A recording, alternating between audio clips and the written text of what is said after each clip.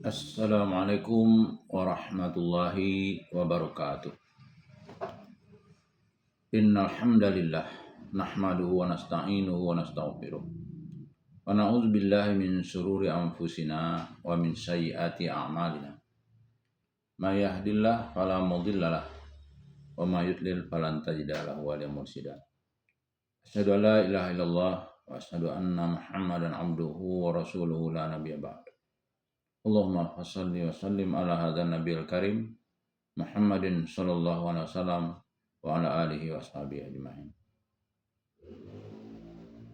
Bapak-bapak, ibu-ibu yang saya hormati serta generasi muda saya sayangi. Baiklah, pada kesempatan yang berbahagia ini kita akan melanjutkan membaca buku Tafsir Al-Azhar. Yang pada kesempatan ini kita akan membacakan ayat 148 sampai dengan ayat 152.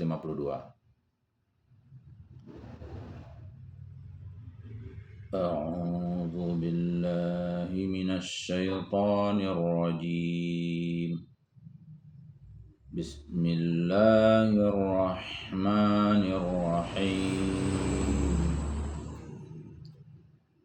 Walikullin wijhatun huwa muwalliha fastabiqul khairat. Aynama takunu ya'ti bikumullahu jami'a. Innallaha ala kulli syai'in qadir. Wa min haitsu kharajta fawalli wajhaka syatral masjidil haram. Wa innahu lal haqqu min rabbika wa mallahu bighafilin amma ta'malun. Wa min haitsu kharajta fawalli wajhaka syatral masjidil haram wa haitsu ma kuntum fawallu wujuhakum syatrahu li'alla yakuna linnasi 'alaikum hujjatun illa alladhina zalamu minhum fala takhshawhum wakhshawni wa liutimma ni'mati 'alaikum wa la'allakum tahtadun. Kama arsalna fikum rasulan minkum yatlu 'alaikum ayatina wa yuzakkikum wa yu'allimukumul kitaba wal hikmata wa yu'allimukum ma lam takunu ta'lamun. Fadhkuruni adhkurkum washkuruni wa la takfurun. Ayat 148. Dan bagi tiap-tiapnya itu satu tujuan yang dia hadapi. Sebab itu berlomba-lombalah kamu pada serba kebaikan. Di mana saja kamu berada, niscaya akan dikumpulkan Allah kamu sekalian. Sesungguhnya Allah atas tiap-tiap sesuatu Maha Kuasa. 149. Dan dari mana saja engkau keluar, hadapkanlah muka engkau ke pihak Masjidil Haram. Dan sesungguhnya perintah itu adalah kebenaran dari Tuhan engkau. Dan tidaklah Allah lengah dari apapun yang kamu amalkan. 150. Dan dari mana saja pun kamu keluar, maka hadapkanlah muka engkau ke pihak Masjidil Haram. Dan di mana saja pun kamu berada, hendaklah kamu hadapkan muka kamu ke pihaknya, supaya jangan ada alasan bagi manusia hendak mencela kamu, kecuali orang-orang yang aniaya di antara mereka.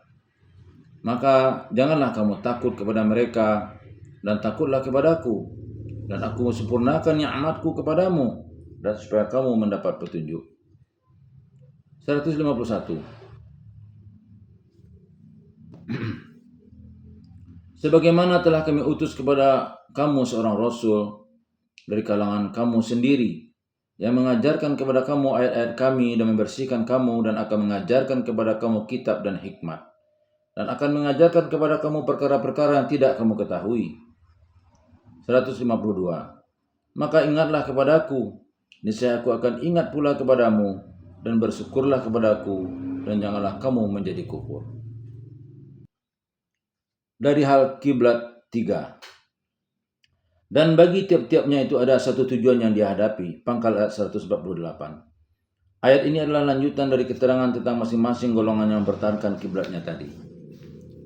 Al-Aufi meriwayatkan dari Ibnu Abbas mengenai tafsir ayat ini, ialah bahwa bagi tiap-tiap pemeluk suatu agama ada kiblatnya sendiri. Bahkan tiap-tiap kabilah pun mempunyai tujuan dan arah sendiri, mana yang dia sukai. Namun orang yang beriman, tujuan atau kiblatnya hanya satu, yaitu mendapat ridho Allah. Abul Aliyah menjelaskan pula tafsir ayat ini demikian. Orang Yahudi punya arah yang ditujunya. Orang Yahudi mempunyai arah yang ditujuinya. Orang Nasrani pun mempunyai arah yang ditujuinya. Tetapi kamu, wahai umat muslimin, telah ditunjukkan Allah kepadamu kiblatmu yang sebenarnya. Nabi Ibrahim di zaman dahulu berkiblat ke Masjidil Haram. Umat Yahudi berkiblat ke Baitul Maqdis. Umat Nasrani berkiblat ke sebelah timur. Dan nabi-nabi yang lain pun tentu ada pula kiblat mereka menurut zamannya masing-masing. Dan engkau, wahai utusanku, dan kamu, wahai pengikut utusanku, kamu mempunyai kiblat, tetapi kiblat bukanlah pokok. Sebagai di ayat-ayat di atas telah diterangkan, bagi Allah timur dan barat adalah sama. Sebab itu kiblat berubah karena perubahan nabi. Yang pokok ialah menghadapkan hati langsung kepada Allah, Tuhan sarwa sekalian alam. Itulah dia wijhah atau tujuan yang sebenarnya. Sebab itu berlomba-lombalah kamu pada serba kebaikan. Jangan kamu berlarut-larut memperpanjang-panjang bertengkar perkara peralihan kiblat. Kalau orang-orang Yahudi dan Nasrani tidak mau mengikuti kiblat kamu, biarkanlah. Sama-sama setialah pada kiblat masing-masing. Dalam agama tidak ada paksaan, cuma berlombalah berbuat serba kebajikan, sama-sama beramal dan membuat jasa di dalam peri kehidupan ini. Di mana saja kamu berada, niscaya akan dikumpulkan Allah kamu sekalian. Baik pun kamu dalam Yahudi, dalam Nasrani, dalam Sabi'in, dan dalam iman kepada Muhammad SAW. Berlombalah kamu berbuat berbagai kebajikan dalam dunia ini, meskipun kiblat tempat kamu menghadap salat berlain-lain. Kalau kamu akan dipanggil menghadap kepada Allah, tidak peduli apakah dia dalam kalangan Yahudi, Nasrani, Islam, dan lain-lain, berkiblatlah ke Ka'bah atau ke Baitul Maqdis. Di sana pertanggungjawabkanlah amalan yang telah dikerjakan dalam dunia ini. Moga-moga dalam perlombaan berbuat kebajikan itu terbukalah hidayat Tuhan kepada kamu dan berhenti sedikit demi sedikit pengaruh hawa nafsu dan kepentingan golongan. Mana tahu akhirnya kamu kembali juga kepada kebenaran. Sesungguhnya Allah atas setiap-tiap sesuatu adalah Maha Kuasa. Ujung ayat 148. Perlombaan manusia berbuat baik di dunia ini belumlah berhenti. Segala sesuatu bisa kejadian. Kebenaran Tuhan makin lama makin nampak. Allah Maha Kuasa berbuat sekehendaknya. Ayat ini adalah seruan merata, seruan damai dari lembah wahyu ke dalam masyarakat manusia berbagai agama, bukan khusus kepada umat Muhammad saja. Kemudian kembali lagi kepada pemantapan soal kiblat itu.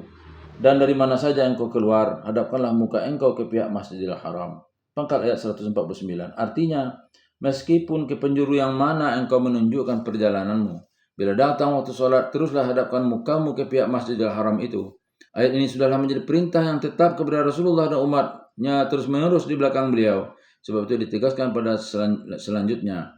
Dan sesungguhnya perintah itu adalah kebenaran dari Tuhan engkau, tidak akan berubah lagi selama-lamanya. Dan tidaklah Allah lengah dari apapun yang kamu amalkan. Ujung ayat 149. Artinya kesungguhan kamu melaksanakan perintah ini, tidaklah Allah akan melengahkannya. Gelap malam tak tentu arah, lalu kamu lihat pedoman pada bintang-bintang, kamu kira-kira di sanalah arah kiblat, lalu kamu salat. Allah tidaklah melengahkan kesungguhan kamu itu. Kamu datang ke negeri yang lain, kamu tanyakan kepada penduduk muslim di situ, kemana kiblat, lalu mereka tunjukkan, kamu pun solat. Allah tidak lengah dengan kepatuhan kamu itu. Sengaja engkau beli sebuah kompas atau pedoman, engkau kundang dalam sakumu kemana saja engkau pergi. Lalu orang bertanya, buat apa kompas itu? Padahal Tuhan bukanlah khoda kapal. Engkau jawab, penentuan kiblat jika aku salat. Tuhan tidak melengahkan perhatianmu itu. Kamu mendirikan masjid yang baru. Yang lebih dahulu kamu ukur dan jangkakan ialah mihrab untuk menentukan jurusan kiblat. Allah tidak lengah dari kesungguhanmu itu. Sampai ada di antara kamu yang khas belajar ilmu falak, yang pada asalnya sengaja buat mengetahui hal kiblat saja sampai berkembang jadi ilmu yang luas. Allah tidak melengahkan kesungguhanmu itu. Kemudian dijelaskan lagi. Dan dari mana saja pun kamu keluar, maka hadapkanlah muka engkau ke pihak Masjidil Haram. Pangkal ayat 150. Ini adalah perintah khusus bagi beliau. Kemudian dijelaskan sekali lagi kepada seluruh umat Muhammad SAW supaya mereka pegang teguh peraturan itu di mana saja pun mereka berada dan di mana saja pun kamu berada. Hai umat Muhammad SAW, hendaklah kamu hadapkan ke muka kamu ke pihaknya. Jangan diubah-ubah lagi dan tidak akan berubah-ubah lagi peraturan ini selama-lamanya. Baik sedang kamu di lautan, cari arah kiblat, salatlah menghadap ke sana. Baik kamu sedang di kutub utara atau kutub selatan, carilah arah kiblat dan salatlah menghadap ke pihak sana. Di sepangkal ayat dipakai engkau untuk Muhammad, di tengah ayat dipakai kamu untuk kita semuanya. Supaya jangan ada alasan bagi manusia yang hendak mencela kamu, karena penetapan kiblat itu sudah pasti diterima oleh manusia yang sudi menjunjung tinggi kebenaran.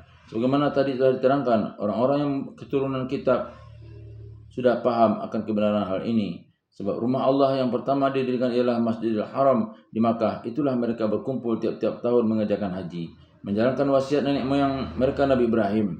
Pendeknya tidaklah akan ada bantahan dan sanggahan daripada orang-orang yang berpikir sehat tentang penetapan kiblat itu, kecuali orang-orang yang aniaya di antara mereka.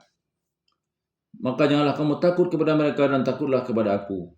Orang-orang yang aniaya, yang lidah tidak bertulang tentu akan ada saja bantahannya. Orang-orang yang aniaya dari kalangan Yahudi akan berkata, Muhammad memutar kiblatnya ke Ka'bah, padahal di sana berderet 360 berhala yang selalu dicela-celanya itu. Rupanya dia akan kembali agama nenek moyang orang Quraisy. Orang-orang yang aniaya di kalangan musyrikin akan berkata, dialihnya kiblat ke Makkah karena rupanya dia hendak menarik-narik kita atau telah insaf atas kesalahannya. Orang munafik di Madinah akan berkata, memang pendirinya tidak tetap, sebentar begini, sebentar begitu. Maka janganlah dipedulikan itu semuanya dan jangan takut akan serangan-serangan yang demikian. Tetapi kepada aku sajalah takut, kata Allah. Perintahku sajalah yang akan dilaksanakan. Dan aku sempurnakan nikmatku kepadamu dan supaya kamu mendapat petunjuk. Ujung ayat 150. Di ujung ayat ini Allah membayangkan janjinya bahwa nikmat perihal kiblat itu akan disempurnakannya. Nikmat pertama baru peralihan kiblat, padahal di Ka'bah waktu itu masih ada berhala. Tetapi aku janjikan lagi negeri itu akan aku serahkan ke tangan kamu. Ka'bah akan kamu bersihkan dan berhala dan akan tetap buat selama-lamanya menjadi lambang kesatuan dari seluruh umat yang bertauhid. Dalam pada itu petunjuk-petunjuk akan tetap juga aku berikan kepada kamu sekalian setelah selesai perjanjian Hudaybiyah di tahun yang ke-6. Diulang lagi janjinya oleh Allah bahwa kemenangan telah datang dan nikmatnya yang janjikan itu memang akan disempurnakan.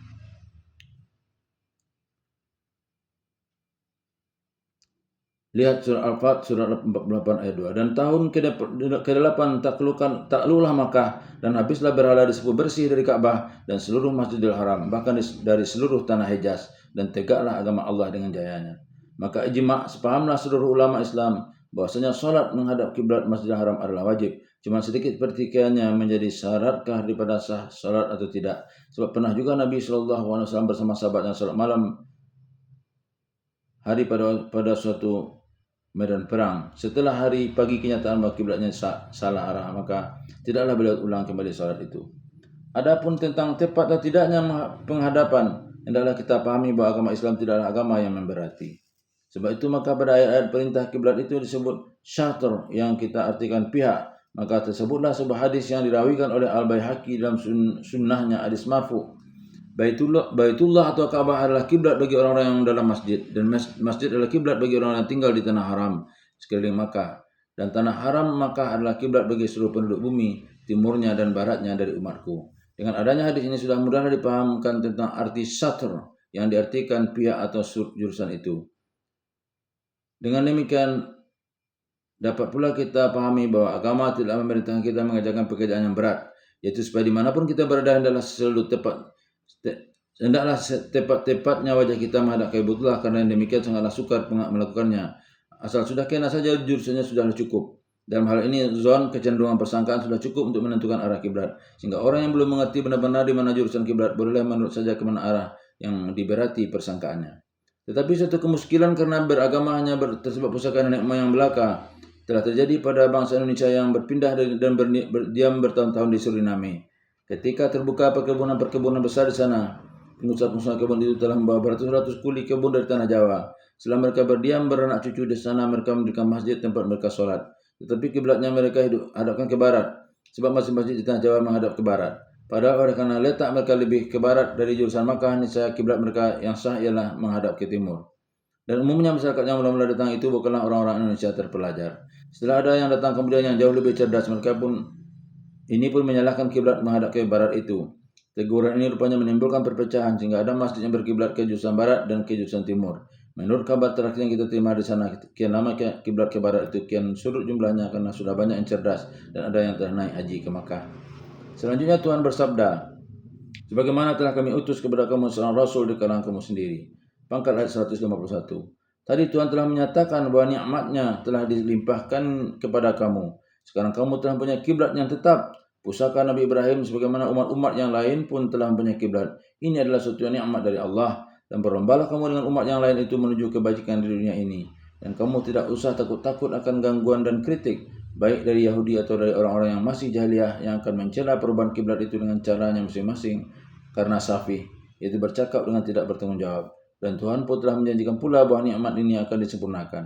Di belakang perubahan kiblat kamu menyusul lagi nikmat yang lain, yaitu satu waktu Makkah itu akan dapat kamu taklukkan. Di samping nikmat itu ada terlebih dahulu nikmatnya lebih besar, puncaknya segala nikmat, yaitu diutusnya seorang rasul dari kalangan kamu sendiri yang mengajarkan kepada kamu ayat-ayat kami, yaitu perintah agar berbuat baik dan larangan berbuat jahat, dan yang akan membersihkan kamu bersih dari kebodohan dan kerusakan akhlak, bersih daripada kekotoran kepercayaan dan musyrik, sehingga kamu diberi gelar umat yang menempuh jalan di antara umat-umat yang ada dalam dunia ini, dan akan mengajarkan kepada kamu kitab dan hikmat. Kitab itu ialah Al-Quran yang akan menjadi pembimbing dan pedoman hidupmu di tengah-tengah permukaan bumi ini, dan hikmat ialah kebijaksanaan dan rahasia-rahasia kehidupan yang dicantumkan di dalam sabda-sabda yang dibawa oleh Rasul itu, dan akan mengajarkan kepada kamu perkara-perkara yang selama ini tidak kamu ketahui. Ujung ayat 151.